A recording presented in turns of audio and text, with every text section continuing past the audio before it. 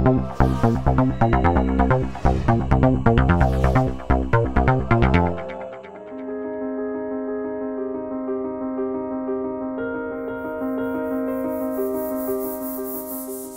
fifth episode in the Reinventing the University for the Whole Person series focused on the principles to drive policy, where we really asked how are the issues that we have been building over the first four episodes shaped by federal and state policy that can be implemented to affect the way that higher education institutions go about their business.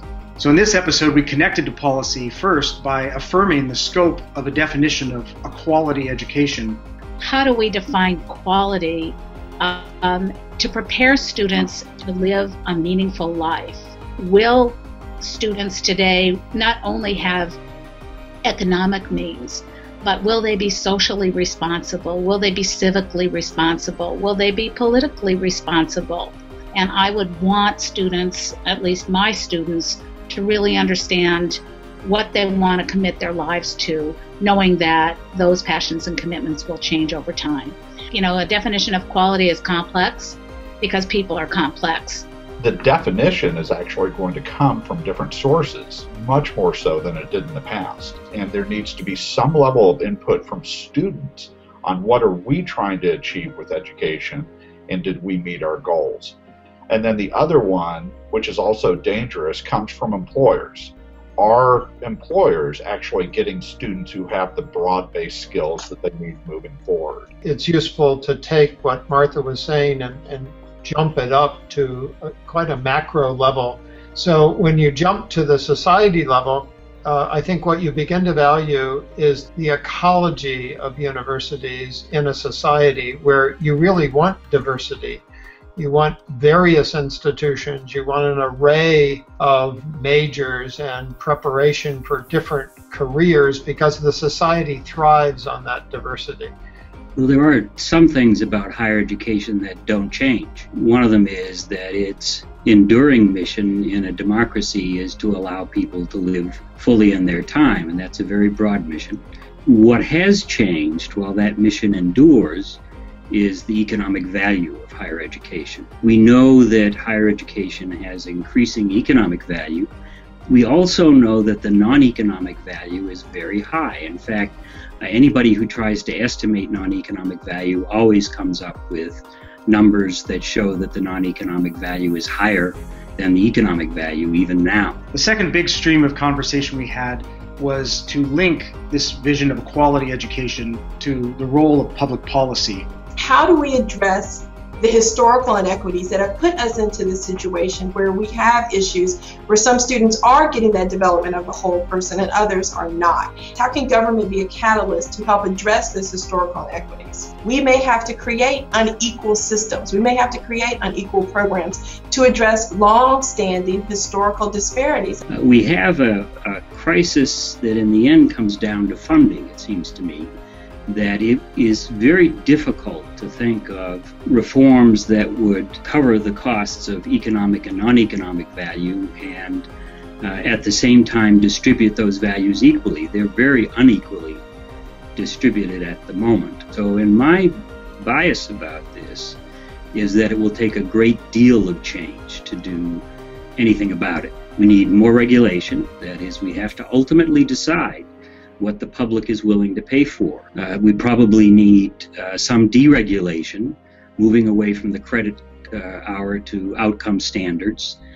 In the end, this is something that, if it isn't resolved through policy, will be resolved through markets. And we know the effect of that. We already see it, and that is a very unequal distribution of both economic and non-economic value. It may be that these questions are too big for government and too big for societies to resolve. There are too many settled interests involved, and we'll have to see what the market does. I think it's really important to realize that we're at a particular moment in history where we've just gone through a gigantic shock to the economy, where current cohorts of graduates are facing real tough times. That, combined with flat median incomes, produces a moment of focus on the outcomes of higher education that that's really quite distinctive, I think, in our careers. But among the many roles that we explored for public policy, no one wanted policy to be the driver of change, nor the government to be the definer of quality. How we define quality, how we talk about the outcomes of education, that responsibility needed to stay with institutions. And that's a huge challenge. How can we change the public discourse about how higher education evaluates itself? As we move from inputs to outcomes, first of all, I think that institutions need incentives. And for too long, I think the incentives on inputs has been around the rankings. And I think that many institutions have been, after trying to rise in the rankings. Either government funds are tied to those rankings, or that the public follows them.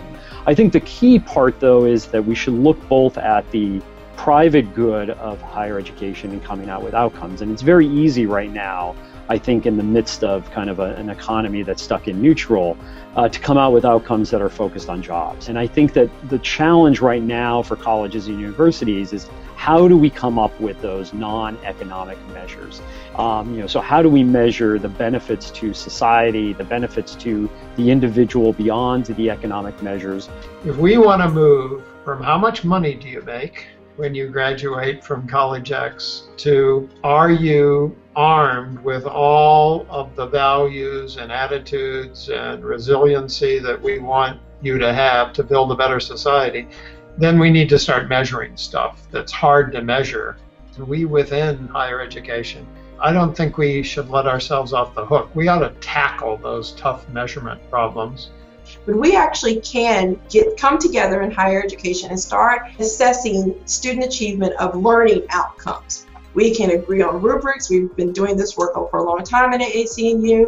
And if we're talking about this whole person and not just looking at graduation or persistence or retention rates, but looking at more of what students actually learn in college, I think we're going to have a whole different picture of where we are and where we need to go in higher education. I think people will need post-secondary education that is sort of along the more traditional lines. I think it'll be online. I think it'll be skills training. So how do you measure that? Well, number one, I'd like to see rating systems and the like take a longer view. People that are climbing out of poverty, are they getting into the middle class and actually succeeding more, in better ways over time? I'm all for innovation, but a lot of times it's great ideas without a heck of a whole lot of evidence behind that innovation. Whether or not we can change the national discourse will in fact depend on how much universities themselves can change, can convince the public that they can change, can get more in sync with the emerging environment that's changing our whole culture. The challenge is to institutions to be able to change based on their impact. And that's what we'll take up in the final episode, Strategies for Change.